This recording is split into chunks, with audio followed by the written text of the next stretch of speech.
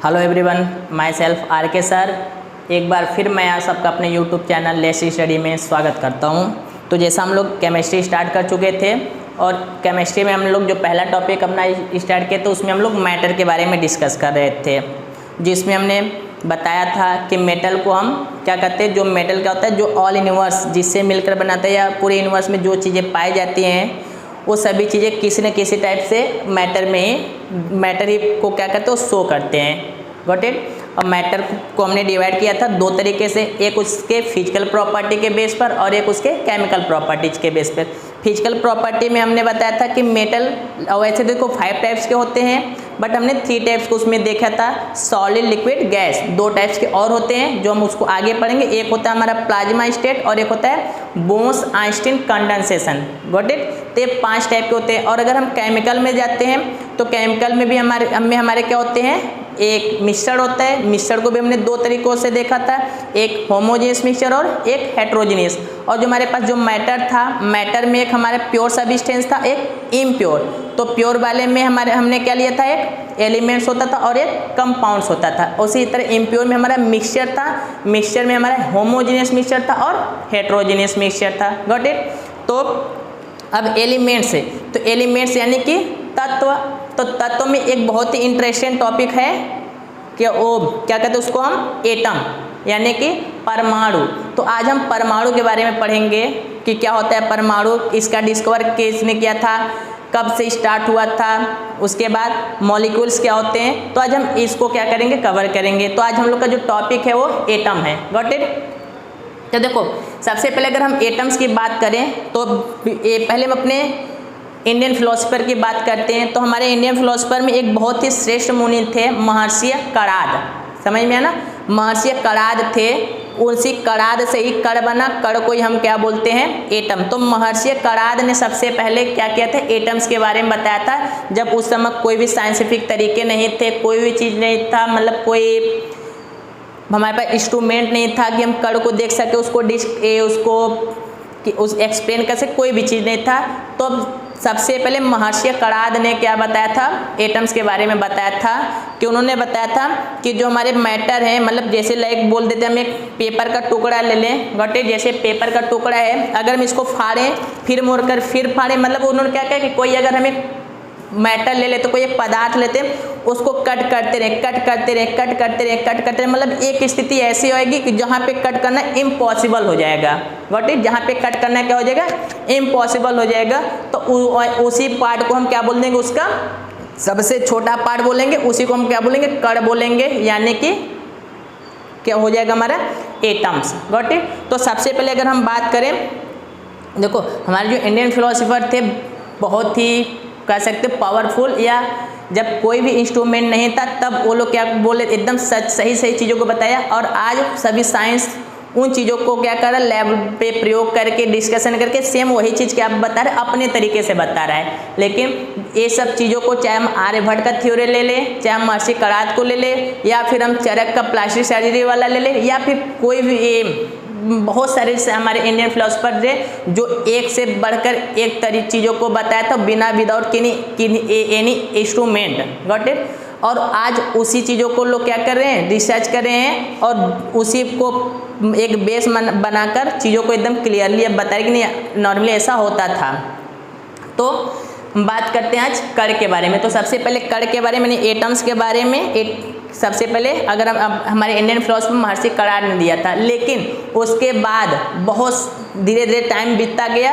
तो सबसे पहले जो आया, सबसे पहला जो कण के बारे में बहुत ज़्यादा मतलब लोगों को जानने को उत्सुकता हुई उस समय, सबसे पहले कण के बारे में बताया, यानी एटम्स के बारे में जो एक नाम आया था, एक आइडिया। उन्होंने तो कण बताया था, उन्होंने एटम नहीं बोला, तो उन्होंने कण बताया था। लेकिन जो एटम्स नाम आया कहाँ से है, तो 450 बीसी में एक ग्रीक के फिलोसोफर थे। 450 बीसी में ग्रीक के फिलोसोफर थे डेमोक्रेटस। क्या नाम था, डेमोक्रेटस। डेमोक्रेटस। आप लोग स्पेलिंग को उतना माइंड मत कीजिएगा, मैं भी हो सकते स्पेलिंग हमारा लगभग गलत होता है, यहाँ पे चीज़ों को आप समझिएगा। Got it. तो सबसे पहले जो एटम्स का नाम सुनने को मिला वो किसने दिया था, डेमोक्रेटस ने। कब, 450 बीसी में। वो कहाँ के थे, ग्रीक फिलोसोफर थे। समझ में आना।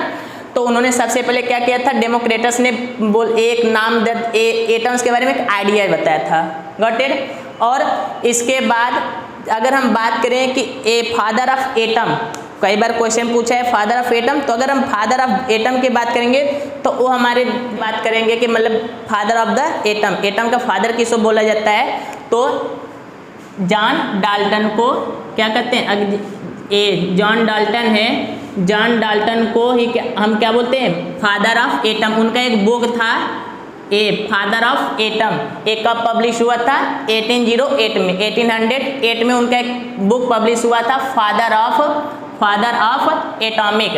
तो उसी में सबसे पहले एटम्स को क्या किया गया था, एक्सप्लेन किया गया था।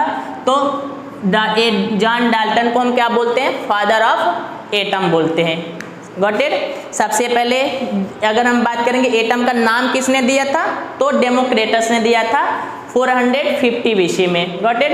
और अगर हम बात करेंगे कि फादर ऑफ एटम, तो फादर ऑफ एटम किसको बोलते हैं, जॉन डाल्टन को बोलते हैं। और इन्होंने इस एटम के बारे में जो एक्सप्लेनेशन मिला, जॉन डाल्टन की एक बुक थी फादर ऑफ एटॉमिक जो 1808 में पब्लिश हुआ था। इसी बुक में उन्होंने एटम्स के बारे में क्या किया था, विस्तार से वर्णन किया था।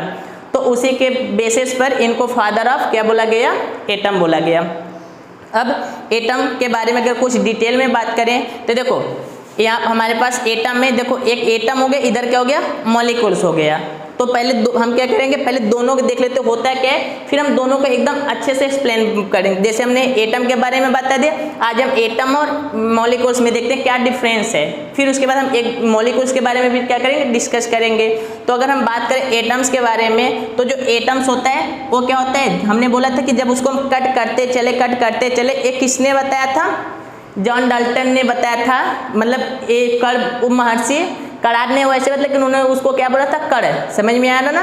फिर उसके बाद जॉन डाल्टन ने बताया कि जो अनडिवाइजेबल पार्ट होता है, मतलब किसी को टुकड़ा करते और वो लास्ट में वो टुकड़ा होना बंद हो जाए, मतलब कट होना बंद हो जाए, तो वो जब सबसे छोटा पार्ट होगा वो एटम के कैटेगरी में आ जाएगा। तो एटम का होता है सबसे स्मॉलेस्ट जो पार्ट होता है किसी भी मैटर का, जो सबसे छोटा वाला पार्ट होता है वो हमारा क्या होता है, एटम, गॉट इट। और एटम से थोड़ा बड़ा हमारा क्या होता है, मॉलिक्यूल्स। देखो मॉलिक्यूल्स क्या होता है ना, एटम से मिलकर बनता है। तो ऐसे ही समझ लेंगे कि हमारा जो एटम का पार्टिकल होगा छोटा होगा और स्मॉलर ए क्या होगा, मॉलिक्यूल्स का भी अगर हम देखेंगे जनरली तो छोटा होता है, लेकिन अगर एटम से रिलेट करके देखेंगे तो क्या होगा, बड़ा होगा, गॉट इट। क्योंकि एटम से मिलकर हमारा क्या बनता है, मॉलिक्यूल्स बनता है। जैसे एक हाइड्रोजन प्लस एक हाइड्रोजन, दो हाइड्रोजन के एटम मिलकर क्या बन गए, H2 बन गए, एक मॉलिक्यूल्स तैयार हो गया। इस तरीके से हमारा क्या होता है, तो एटम हमारा क्या होता है, सबसे स्मॉलेस्ट होता है, और एक क्या होता है, स्मॉलर होता है, मॉलिक्यूल्स, गॉट इट। देखो दूसरा क्या, नॉट इंडिपेंडेंट, मतलब जो एटम होता है ना स्वतंत्र नहीं रहता, वो स्वतंत्र नहीं रह सकता है। नॉट इंडिपेंडेंट होता है, वो स्वतंत्र नहीं रह सकता। लेकिन ये क्या होता है, इंडिपेंडेंट होता है, स्वतंत्र होता है, ये आ जा सकता है। समझ में आ रहा है ना। और जो एटम होते हैं, देखो ये जो एटम होते हैं पार्टिसिपेट करते हैं, कोई भी केमिकल रिएक्शन होता है उस केमिकल रिएक्शन में एटम क्या कर सकते हैं, पार्टिसिपेट करते हैं। बट जो मॉलिक्यूल्स है do not participate in a chemical reaction, वो केमिकल रिएक्शन कोई भी होता है उसमें पार्टिसिपेट नहीं करता है। और देखो ये कह रहे हैं हाईली रिएक्टिव, ये क्या होता है, ये जो मेटल होते हैं अगर हम मॉलिक्यूल्स के देखते हैं तो वो तो पहले पार्टिसिपेट नहीं करता है। और देखो केमिस्ट्री में कुछ एक्सेप्शन होते हैं, तो कहीं कहीं देखने को मिल जाता है ऐसा।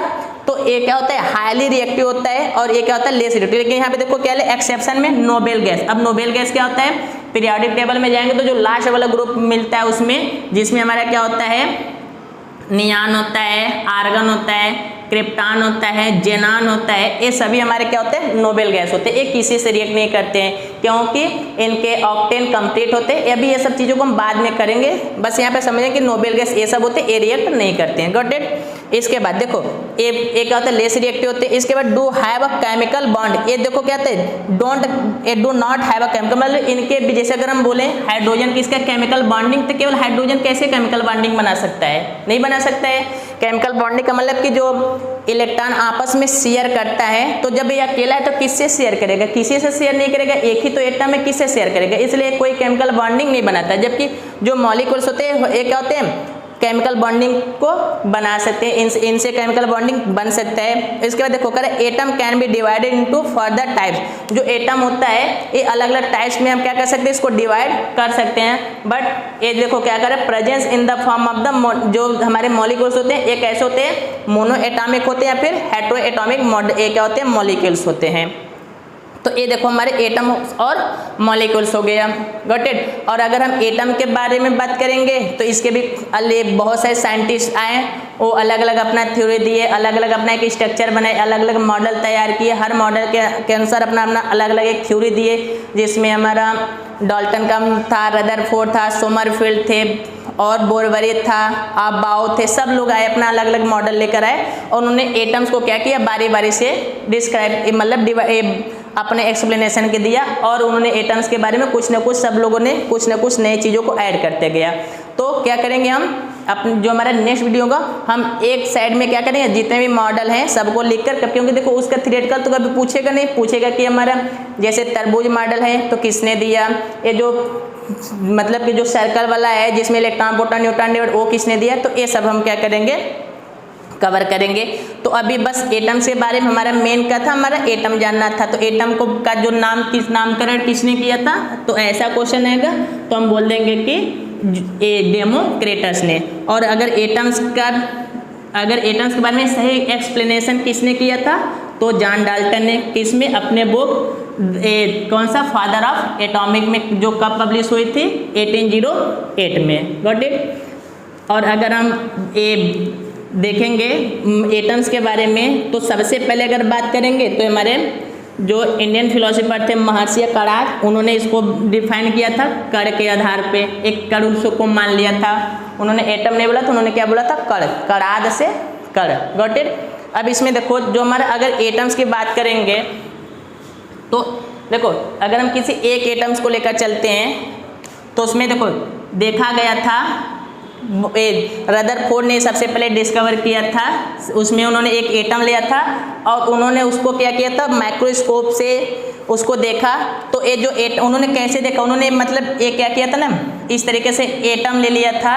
अब एटम वो किसका एटम था, एक गोल्ड का, समय में ना उन्होंने गोल्ड का एक एटम ले लिया था और इस पे उन्होंने क्या किया था, अल्फा कणों का बमबारी किया, मतलब बहुत छार कराए। तो उन्होंने कुछ देखा था, कुछ इस तरीके से निकल जा रहा था, समझ में, इस तरीके से ऐसे कुछ निकल जा रहे थे और जो कुछ थे वो क्या कर रहे थे, ऐसे अपने पाथ से थोड़ा सा क्या हो जाते, ऐसे पाथ से अपने भटक जा रहे थे और कुछ जो थे ऐसे जाते थे और लड़कर वापस आ रहे थे। तो उन्होंने को देखा कि जो लड़कर वापस आ रहे थे वहाँ पर उन्होंने देखा कि जो था, उन्होंने जहाँ से लड़कर वापस आए थे उसको उन्होंने नाम दे दिया था क्या, नाभिक, जिसको हम क्या बोलते हैं, न्यूक्लियस, क्या बोलते हैं, न्यूक्लियस। तो देखो अब क्वेश्चन पूछ देता है कि नाभिक की खोज किसने की थी, तो रदरफोर्ड ने क्या किया था, नाभिक का खोज किया था। डेट भी याद रखना, 1911 में नाभिक की खोज किसने की थी, रदरफोर्ड ने। और ऐसे में अगर हम बात करें तो जैसे कि देखो नाभिक हो गया, तो नाभिक में उन्होंने देखा, तो इसके देखो नाभिक हो गया, तो फिर इसके बाद नाभिक की खोज हो गई। तो इसके बाद आए हमारे क्या, एक और साइंटिस्ट थे जिनका नाम था गोल्डस्टीन। क्या नाम था, गोल्डस्टीन आए, तो उन्होंने उसी प्रोसेस को आगे बढ़ाया और उन्होंने नाभिक में, जब नाभिक पर उन्होंने क्या किया, रिसर्च किया, तो उन्होंने देखा कि इस पर क्या था, एक अलग से इनको एक क्या किया था, बोल सकते मोनो एटॉमिक पार्टिकल्स मिले, समझ में ना, मतलब ये तो एटॉमिक पार्टिकल्स था, मोनो एटॉमिक मतलब इससे भी छोटे पार्टिकल्स, नाभिक यानी न्यूक्लियस में उन्होंने देखा था एक मोनो एटॉमिक पार्टिकल्स थे जिसपे चार्ज कैसा था, पॉजिटिव चार्ज था। अब वो क्या हो गया, बड़े खुश हो गए, हम भी पा गए, समझ में, कुछ सब इस तरीके से। तो उन्होंने जाकर उन्होंने मतलब उसका नाम नहीं दिया, बस उन्होंने देखा कि एक अलग पार्टिकल है। उन्होंने रदरफोर्ड से पूछा कि देखो ये तुम्हारा नाभिक तो नहीं, तो बोले कि नहीं ये तो नाभिक नहीं है, तो कुछ और है। तो उन्होंने बस समझे यार मैंने भी एक साइंटिस्ट बन गया, मैं भी साइंटिस्ट बन गया, मैंने भी एक खोज कर लिया, लेकिन उन्होंने उसका नाम नहीं दिया और हंसते गाते मुस्कुराते वो चले गए। अब रदरफोर्ड ने इसी का फायदा ना उठा लिया, समझ में ना, और इस रदरफोर्ड ने इस पॉजिटिव वाले को नाम क्या दे दिया, प्रोटॉन। क्या नाम दे दिया, प्रोटॉन नाम दे दिया। तो खोज तो किया था गोल्डस्टीन ने, लेकिन नाम किसने दे दिया? रदरफोर्ड ने। तो नाम किसका माना गया? प्रोटॉन। प्रोटॉन की खोज किसने की? रदरफोर्ड ने। Got it. अब इसके बाद एक और वैज्ञानिक है, समझ में आना, क्या नाम था उनका? चैडविक। चैडविक ने भी इसी में खोज किया तो उन्होंने एक और पार्टिकल इसमें मिला, समझ में आना, एक और पार्टिकल मिला। उन्होंने ले जाकर रदरफोर्ड को, भाई देखो ये तुम्हारा प्रोटॉन तो नहीं है। तो बोले कि नहीं यार ये तो प्रोटॉन नहीं है, तो इस पर तो कोई चार्ज ही नहीं है, न्यूट्रल है। तो उन्होंने क्या दिया कि वो भी बोले यार मैं भी साइंटिस्ट बन गया, लेकिन वो उसकी तरह खुशी मनाते हुए जलेबी गाँव में बांटने नहीं चले गए। उन्होंने क्या किया? इसका नाम दे दिया। उन्होंने इसका नाम क्या दे दिया? जैसे वो तो अपना खुशी हुए गांव में चले गए जलेबी बांटने, यार मैं साइंटिस्ट हो गया, अब यार मेरा तो कोई जलवा रहेगा, इस तरीके से। लेकिन ये जो थे चैडविक, इन्होंने ऐसा नहीं किया, उन्होंने थोड़ा संयम बना कर रखा और इन्होंने इसका ये खोज किया। और इसको खोज करने में उन्होंने इसका नाम दे दिया क्या? न्यूट्रॉन। इन्होंने इसका नाम क्या दे दिया? न्यूट्रॉन। न्यूट्रॉन पे कोई चार्ज नहीं था, जीरो था। अब एक और वैज्ञानिक आ गए, एक और साइंटिस्ट हमारे आ गए, जे थॉमसन। अब जे थॉमसन है तो उन्होंने क्या किया? अब सब लोग तो इसी में खोजे थे, तो वो क्या किया? इस पे नहीं खोजे, वो आके इसके बाहर खोजने लगे, इसके बाहर, मतलब ये न्यूक्लियस के बाहर। तो उन्होंने भी देखा इस पे कुछ पार्टिकल्स थे, तो उन्होंने इसको ले जाकर दिखाया रदरफोर्ड को, भाई देखो ये तुम्हारा न्यूट्रॉन प्रोटॉन न्यूक्लियस तो नहीं है। तो बोले कि नहीं यार ये तो नहीं है, कहाँ मिला? तो उन्होंने बोला कि यार इस इधर था। बोले यार हमारे जो भी अभी हम लोग खोज किए तो न्यूक्लियस में था, यार ये न्यूक्लियस के बाहर था। तो और इस पे चार्ज भी कैसा था? निगेटिव चार्ज था। Got it. तो यार वो भी बहुत खुश हुए, वाह मैं भी साइंटिस्ट बन गया, मेरा भी जलवा रहेगा। तो उन्होंने भी इसका नाम क्या दे दिया? उन्होंने इसका नाम दे दिया इलेक्ट्रॉन। इस पे कैसा चार्ज था? निगेटिव चार्ज था। उन्होंने इसका क्या नाम दे दिया? इलेक्ट्रॉन। तो ध्यान रखना है हमें कि इलेक्ट्रॉन का खोज किसने किया? इलेक्ट्रॉन का खोज किसने किया? J Thomson. जे थॉमसन कोई माइंड मत नहीं, थॉमसन जे थॉमसन, THO सन, ये हो गया थॉमसन। जे थॉमसन ने अगर हम प्रोटॉन की खोज किए तो देखो बताए थे गोल्डस्टीन ने, लेकिन नाम किस दे दिया था? रदरफोर्ड ने। तो इसलिए इसको रदरफोर्ड के लिए माना जाता है। और जो हमारा न्यूट्रॉन था, न्यूट्रॉन का खोज किसने किया था?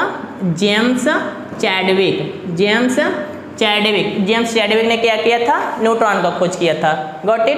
तो ये हो गया हमारा मतलब इससे हमें ये पता चल गया कि एटम में क्या क्या होता है। एटम में न्यूट्रॉन, प्रोटॉन और इलेक्ट्रॉन होगा। अब क्वेश्चन में ऐसे आपको पूछ देगा कि न्यूट्रॉन और प्रोटॉन का पोजीशन कहाँ पे होता है? तो न्यूट्रॉन और प्रोटॉन का पोजीशन क्या होता है? न्यूक्लियस के अंदर, यानी नाभिक के अंदर होता है हमारा प्रोटॉन और न्यूट्रॉन।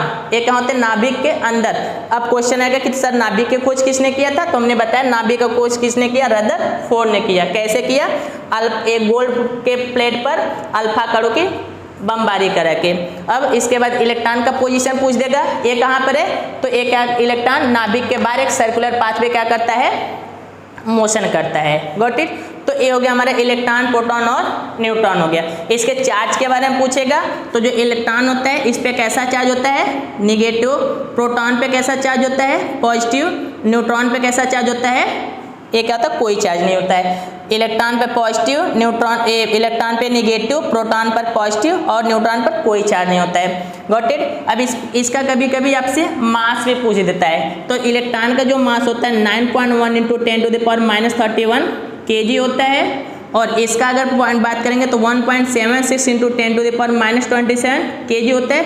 और सेम इसी के इक्वल इसका भी होता है। किसका? न्यूट्रॉन का। Got it. और इसका देखो इस पे चार्ज भी पूछ देता है। ये तो इसका क्या हो गया? मास हो गया। इसका चार्ज भी पूछ देता है, कैसा चार्ज कितना होता है? पॉजिटिव चार्ज, निगेटिव चार्ज, ये नहीं पूछेगा। चार्ज कितना होगा, कैसा होगा नहीं, कैसा होगा तो ये तो हमने बता दिया कि इलेक्ट्रॉन पर निगेटिव, प्रोटॉन पे पॉजिटिव, न्यूट्रॉन पे 0। लेकिन कितना होगा? तो ये होगा हमारा 1.6 × 10⁻19। क्या होगा? नेगेटिव में ये पॉजिटिव होगा और ये नेगेटिव होगा इलेक्ट्रॉन के लिए, और प्रोटॉन के लिए यही चीज़ किस में हो जाएगा? पॉजिटिव में। कितना हो जाएगा? 19। ये तो न्यूट्रल है, कोई चार्ज नहीं होगा। तो इस तरीके से हम इसको क्या करेंगे? ध्यान रखेंगे। यहाँ से भी क्वेश्चन क्या कर सकता है? आपको एग्जाम में पूछ सकता है। Got it. तो एटम में इतना ही। और इस देखो एटम के बारे में सभी चीज़ें लगभग इतने में से आपको क्या करेगा एग्जाम में क्वेश्चन पूछता है। तो आज के वीडियो में बस इतना है। इसके आगे की टॉपिक जो हमारा क्या होगा, हम जैसे कि हमने आज पढ़ लिया कि हमारा एटम कहाँ होगा, अब एटम का क्या होगा स्ट्रक्चर। तो एटम का स्ट्रक्चर किसने दिया था, अपने स्ट्रक्चर में उन्होंने क्या बताया था एटम के बारे में। तो जो अगला हमारा टॉपिक होगा वो एटॉमिक स्ट्रक्चर का होगा। तो हम एटॉमिक स्ट्रक्चर को देखेंगे नेक्स्ट वीडियो में। तब तक के लिए जय हिंद।